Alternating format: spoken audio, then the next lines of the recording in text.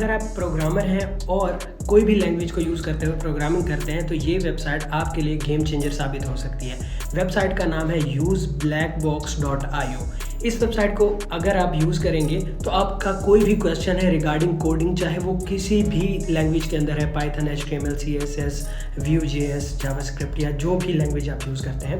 उसके अंदर आप कोई भी क्वेश्चन पुट करेंगे तो वो उसको कोड के अंदर आपको रिटर्न करके दे देगा। और सबसे ज़्यादा जो मैजिकल चीज़ है वो ये है कि इसका एक प्लगइन भी मिलता है जिसको आप विजुअल स्टूडियो के साथ कनेक्ट कर लेते हैं और उसके बाद जब आप विजुअल स्टूडियो के अंदर प्रोग्रामिंग कर रहे होते हैं और वहाँ पे आपको कोई भी प्रॉब्लम पेश आती है, अपने कोड के अंदर डीबग करना होता है आपको, या फिर आपका कोड सही से रन नहीं हो रहा, या फिर आपको कोई कोड लिखवाना है, तो आप वहीं पे इसको कमांड देंगे और वहीं पे ये आपका कोड देख भी लेगा, टेस्ट भी कर लेगा, जो भी उसमें इश्यूज़ हैं उनको भी फिक्स कर देगा। और इसके साथ साथ अगर आप खुद कोड नहीं लिखना, वहाँ पे जस्ट कमांड दें और उसी तरह से आपको कोड लिख के दे देगा।